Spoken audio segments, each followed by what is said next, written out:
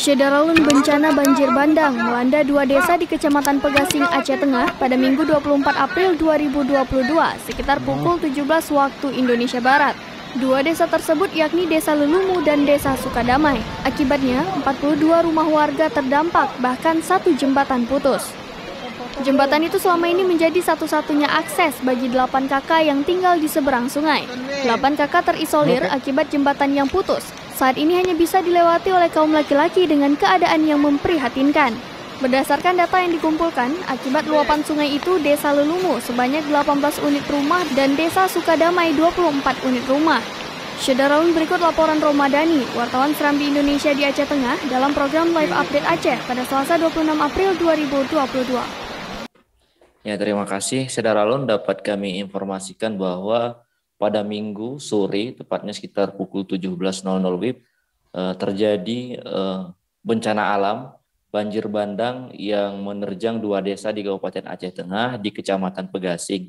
Dua desa itu diantaranya adalah Desa Lelumu dan Desa Sukadamai. Dari kedua desa itu sebanyak 42 unit rumah ya terkena banjir bandang tersebut, di mana air berwarna keruh kecoklatan bercampur lumpur dan membawa material batu seperti bongkahan kayu dan batu masuk ke rumah-rumah warga. Di Kampung Lelumu itu sekitar 18 rumah, kemudian di Kampung Sukadamai sebanyak 24 unit rumah. Kemarin kami pantau ke lapangan bahwa di kejadian tersebut sejumlah TNI Polri sedang melakukan gotong royong untuk membersihkan material longsor dari rumah warga yang ada di dua desa tersebut. Selain rumah warga juga salah satu menasah tempat mereka yang digunakan untuk sholat tarawih di malam hari juga dimasuki material banjir bandang. Meski tidak ada kerusakan yang cukup parah, namun di dalam menasah tersebut tidak dapat digunakan lagi untuk beribadah di malam hari. Kemarin kita lihat bahwa dari Mapolres Aceh Tengah, dari Koramil juga datang untuk membersihkan sajadah-sajadah dan membersihkan musola untuk dapat dipakai kembali. Kemudian juga kami melihat bahwa bantuan masa panik sudah diserahkan oleh pemerintah daerah melalui Dinas Sosial Kabupaten Aceh Tengah. Juga terlihat pejabat-pejabat daerah seperti anggota DPR Abar dan Sahidi. Kemudian ada juga seperti dinas terkait, Dinas Sosial, Tagana, BPBD. Kemudian juga ada Camat Pegasing yang ikut turun langsung untuk membersihkan rumah-rumah warga. Satu unit alat berat BPBD Kabupaten Aceh Tengah juga dikerahkan untuk membersihkan aliran sungai yang masih terhambat oleh material banjir bandang tersebut. Begitu, Rara.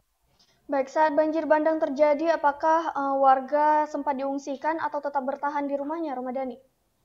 Ya, kemarin kami dapat informasi dari Bapak Camat, Bapak Sukurdi, bahwa pada saat Minggu jam 17.00 waktu Indonesia Barat terjadi sekitar 1 jam kemudian itu air begitu cepat masuk ke rumah warga sehingga warga panik langsung keluar dari rumahnya. Maka himbauan dari pemerintah bahwa jangan ada yang tinggal di rumah masing-masing. Sebagian memang beberapa rumah tidak bisa ditinggali lagi karena banyak yang rusak. Mereka diungsikan ke rumah keluarganya yang ada di kampung tersebut yang tidak terkena banjir, karena kekhawatiran dari pemerintah daerah terjadi banjir bandang susulan, karena pada saat itu cuaca hujan juga masih tinggi sekali. Namun sampai tadi malam juga masih ada yang tinggal di rumah keluarganya, namun sebagian lagi sudah kembali kepada rumah masing-masing karena mungkin sudah bersih. Untuk jumlah yang diungsikan itu sekitar 10 warga yang diungsikan pada saat itu karena memang rumahnya itu berdekatan langsung dengan pinggiran aliran sungai. Dari musibah tersebut perlu kami informasikan, Syederalun, bahwa satu jembatan putus yang dilewati oleh warga. Warga yang berada di seberang sungai itu sebanyak 8 kepala keluarga. Nah, jembatan yang putus tersebut adalah jembatan satu-satunya alternatif untuk dilewati setiap harinya. Nah, saat ini jembatan itu putus sehingga 8 kepala keluarga itu terisolir. Bahkan roda 2 dan roda 4 sama sekali tidak bisa melewati.